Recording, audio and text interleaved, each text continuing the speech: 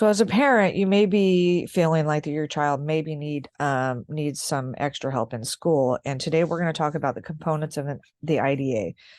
What is the IDA? IDA is a federal law that protects the rights of kids with disabilities. Kids with disabilities who qualify can get special education or related services. So some of the terminology you may hear is FAPE. It's a federal law that gives the right to free and appropriate public education for children with disabilities. You may also hear the terminology of least restrictive environment, or LRE.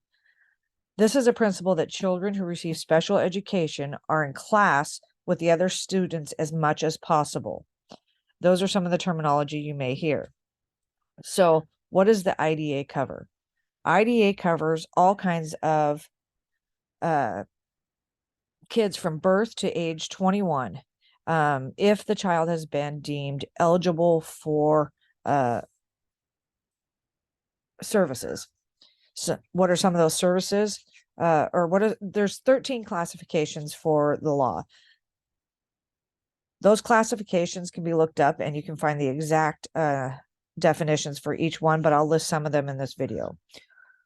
There is the classification for specific learning disabilities, other health impairments, autism spectrum disorder, emotional disturbance, speech or language impairment, visual impairment, including blindness, deafness, hearing impairment, deaf blindness, orthopedic impairment, intellectual disability, traumatic brain injury, and multiple disabilities. Today, a little bit later, we're going to go over the process of getting your child evaluated and signed up for education if they are eligible under any of those categories. So, special education, what is that? Well, special education refers to instruction that is designed to meet the child's individual needs.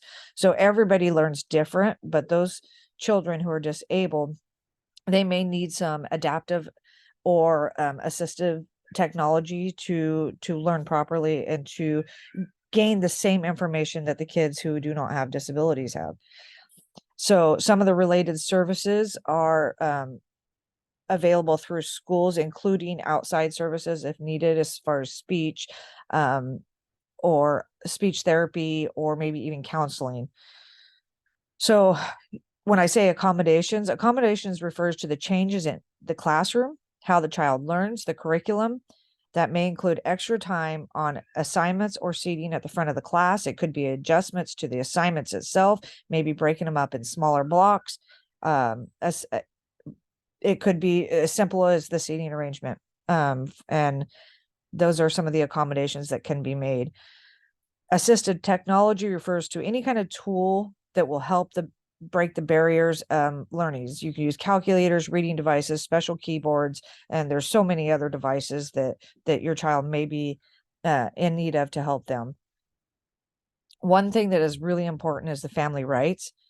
IDA protects parents and guardians. Parents have the right to be part of the IDA team and all the meetings. They have the right to disagree and to appeal the decision of the team. It is important that you know as a parent that you have rights as well as your student has rights under the IDA law. So we're going to start out, we're going to go through the individual education plan. Okay, so your IEP is once you have been deemed eligible, this is what's going to help your child. But we'll go through the steps. This first step is that you or your teacher identifies the child as possibly needing help in special education. An official, a parent can request a referral or an evaluation. The request can be written or verbal, and that will start the process for your IPA. Once that happens, the child will be evaluated and assessed in all areas related to the possible disability. The evaluation will result in the student's eligibility, whether they are or not eligible. The parents have the right at this point to disagree with evaluation and get an outside evaluation, and they can also request that the school pay for that. This is all covered under the IDA and the IPA. Once the evaluation is completed, the eligibility will be decided. A team of qualified professionals will look at the results of the evaluation and make a determination of the eligibility. If they're not eligible at that time, they will go back to their class, and the teacher may be able to figure out some plans to help your child in the classroom. If the child is found to have a disability, the IEPA team must meet within 30 days to discuss an IEP plan. That will be the plan that will help your child to get on board and to effectively help them with their learning and their needs. Once the determination is decided, an IEP meeting is scheduled. The school will contact all IEP members, including the parents. Give parents ample time to prepare and attend the meeting. They'll schedule the meeting so that both school members, parents can attend. Notify parents of the purpose, the meeting, as well as the time and location.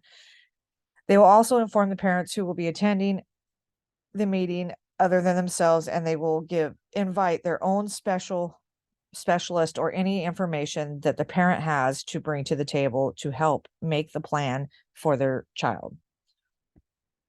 The IEP team will meet, and the parents must give consent. Once the school writes the IEP plan, the student will begin receiving services as soon as possible. If the parent does not agree with the IEP and placement, this is decided by the parent, may discuss their concerns, and if they still disagree, the parents can ask for mediation. The parents can then file a complaint with the state education agency and ask for a process hearing. If the parents agree with the IEP, the school will begin carrying out the plan as written.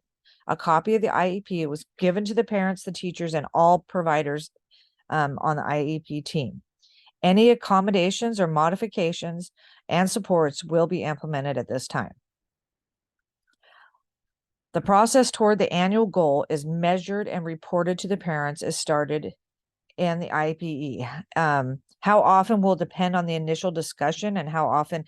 Sometimes it will be implemented and put in temporary to see if the accommodations are helping. So it could be reassessed in 4 weeks. It could be every quarter. It just depends on what the team plans from the very initial meeting.